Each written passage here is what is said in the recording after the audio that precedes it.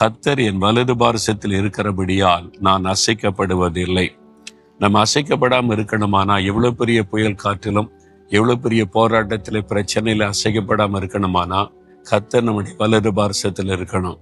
ஆண்டவரை என் வலது பாரசத்தில் வைத்திருக்கிறபடியால் நான் அசைக்கப்படுவதில்லை என்று தாவீது சொல்லுகிறார். நீங்க அசைக்கப்படாமல் இருக்கணுமானா கர்த்தரை எப்பொழுது அருகில வைத்துக் கொள்ளுங்க. அவர் சொல்றாரு, நான் உன்னை விட்டு விலகுவதும் இல்லை கைவிடுவதும் இல்லை என்று.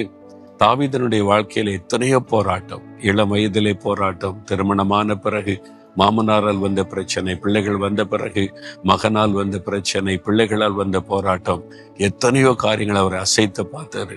ஆனா கடைசி வரைக்கும் அசையாமல் நின்றதற்கு காரணம் கர்த்தரை எப்பொழுது தன் வலது பாரசத்தில் வைத்திருந்தார். என்னுடைய ஊழிய பாதையை திரும்பி பார்க்கும்போது என்னை அசைக்கிற எத்தனையோ பிரச்சனைகள், போராட்டங்கள், நிந்தைகள், நெருக்கங்கள், குற்றச்சாட்டுகள் எல்லாமே வந்தது. ஆனால் அதுக்கு மத்தியில இத்தனை ஆண்டு காலம் அசையாதபடிக்கு மகிழ்ச்சியோடு ஊழிய செய்ய காரணம் கர்த்தர் எப்பொழுது என் வலது பாரசத்தில் வைத்திருக்கிறேன், அவர் என் கூடவே இருக்கிறார். அதை உணர்கிறதுனால மகிழ்ச்சியோட போக முடியுது. பயப்படாதங்க, நீங்க அசைக்கப்படுவதில்லை.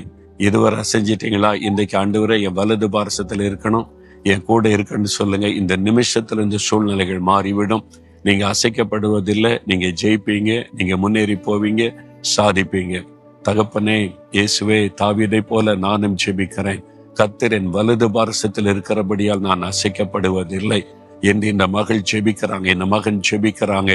நசரேயனாக இயேசுவின் நாமத்தில் இவளை அசைக்கிற பிரச்சனைகள் இப்பொழுதே மாறட்டும். இயேசுவின் நாமத்தில் சூழ்நிலைகள் நீங்கட்டும். அசைக்கப்படாதபடி பலப்படுத்தி காத்து நடத்தும். இயேசுவின் நாமத்தில் ஜெபிக்கிறேன்.